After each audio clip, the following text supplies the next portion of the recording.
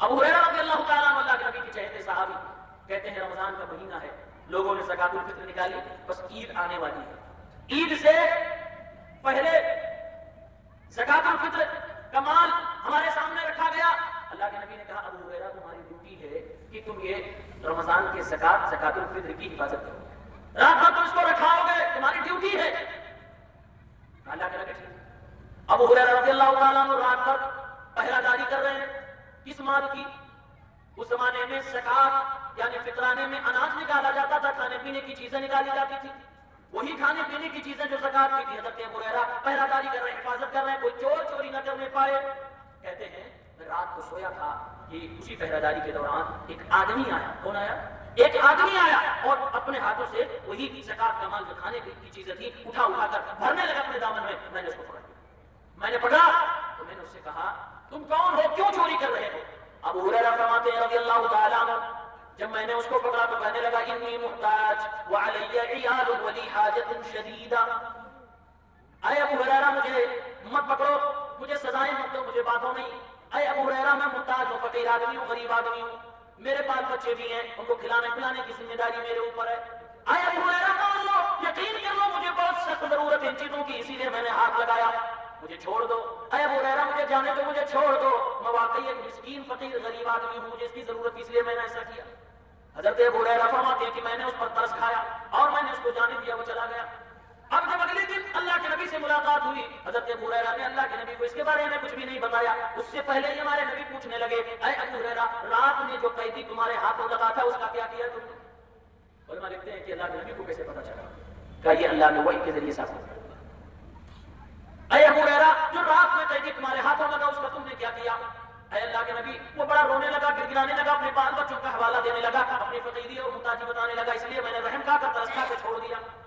اللہ کے نبی نے فرمایا اے ابو ہریرہ وہ آج پھر سے آئے گا۔ حضرت ابو ہریرہ فرماتے ہیں فعرفت ذلك لقول رسول اللہ صلی اللہ علیہ وسلم۔ اب جب نبی نے فرما دیا کہ اے ابو ہریرہ وہ دوبارہ تو قیدی آئے گا، دوبارہ وہ چور آئے گا، اللہ کی قسم مجھے یقین تھا کہ وہ دوبارہ آئے گا، کیونکہ میرے نبی نے جب یہ بات کہہ دی تو ضرور وہ آئے گا۔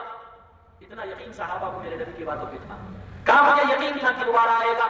میں آج کی رات سویا نہیں، میں چپکے دبک کے بیٹھا ہوا تھا کہ وہ آئے گا، آج میں اس کو ضرور رگے ہاتھوں پکڑوں گا، انتظار میں تھا، مجھے یقین تھا کہ وہ آئے گا۔ فرماتے ہیں کہ وہ پھر سے آیا، میں نے پھر سے اسے پکڑا، پھر وہی رونا گڑگڑانا، پھر وہی اپنی فقیری، پھر وہی اپنے محتاجی، اپنے بال بچوں کا حوالہ دینے لگا۔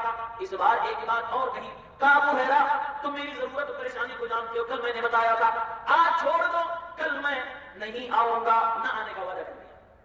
ابو ہریرہ رضی اللہ تعالیٰ عنہ پھر ترس کھانے کا یہ نہیں ہے۔ پھر اللہ کے نبی صلی اللہ علیہ وسلم نے پوچھا ابو ہریرہ کیا کیا تم نے اپنے اس قیدی کا، کیا ہوا، کیوں چھوڑ دیا؟ اے اللہ کے نبی پھر سے رونے گڑگڑانے لگا اور اس نے وعدہ کر لیا کہ اب دوبارہ نہیں آئے گا، اس لیے میں نے جانے دیا۔ اللہ کے نبی صلی اللہ علیہ وسلم نے فرمایا پھر آئے گا۔ تیسرے دن پھر سے وہ آ گیا۔ اب حضرت ابو ہریرہ نے کہا لأرفعنک الی رسول اللہ صلی اللہ علیہ وسلم، اے جو میں ضرور تجھے اللہ کے نبی کے پاس لے کر جاؤں گا۔ تو بار بار آتا ہے، آج تیسرا دن ہے، اس نے کہنا شروع کر دیا اے ابو ہریرہ اگر تم چاہتے ہو کہ میں دوبارہ نہ آؤں تو میں سمجھ رہا ہوں کہ میں کچھ دعائیں تمہیں بتلا دوں، وہ پڑھ لو گے، دوبارہ میں نہیں آؤں گا۔ دعا چھوڑ ہاں ابو ہریرہ اذا اویت الی فراشک، ابو ہریرہ رات کو سوتے وقت جب اپنے بستر پہ جانے لگو فقرأ آیت الکرسی، تو آیت الکرسی پڑھ لیا کرو۔ آیت الکرسی سے کوئی مسلمان کے بچے کو یاد ہے، آیت الکرسی پڑھ لیا کرو۔ اے ابو ہریرہ اس کا فائدہ یہ ہوگا اللہ تعالیٰ کی طرف سے تمہاری حفاظت کرنے والا ایک مقرر کر دیا جائے گا۔ وَلَن يَقْرَبَنَّكَ الشَّيْطَانُ حَتَّىٰ تُصْبِحَ، اور جب تک صبح نہیں ہو جائے گی شیطان تمہارے قریب بھی نہیں آ سکتا ہے۔ کہا دعا؟ ابھی ابو ہریرہ کو یقین نہیں ہوا، 3 دن سے جو چوری کر رہا ہے پکڑا جا رہا ہے، وہ آج ہمیں دعا سکھلا رہا ہے، وارے واہ کیسا چور ملا ہے، پکڑے جانے پہ چوری سے بچنے کی دوا بھی بتلا رہا ہے، طریقہ بھی بتلا رہا ہے، دعائیں سکھا رہا ہے۔ ابو ہریرہ رضی اللہ تعالیٰ عنہ نے اسے چھوڑ دیا کہ اچھی بات بتلائی ہے۔ اگلے دن اللہ کے نبی کے پاس گئے، اے اللہ کے نبی آج تو اس چور نے، اس قیدی نے مجھے ایک دعا بھی سکھلا دی ہے۔ اے اللہ کے نبی وہ آیت الکرسی کے بارے میں بتلا رہا تھا اور وہ کہہ رہا تھا کہ اس کو پڑھ لینے سے اللہ کی طرف سے کوئی حفاظت کرنے والا مقرر کر دیا جاتا ہے۔ اے اللہ کے نبی وہ کہہ رہا تھا کہ جب تک صبح نہیں ہو جائے گی شیطان تمہارے قریب بھی نہیں آ پائے گا۔ ہمارے نبی ذرا مسکرائے اور آپ نے فرمایا اما انہ قد صدقک وہو کذوب، اے ابو ہریرہ اس نے جو بات کہی صحیح کہی ہے، لیکن یاد رکھو وہ جھوٹا ہے، وہ کبھی بھی سچ نہیں بولا کرتا ہے، وہ جھوٹ بولنے والا ہے۔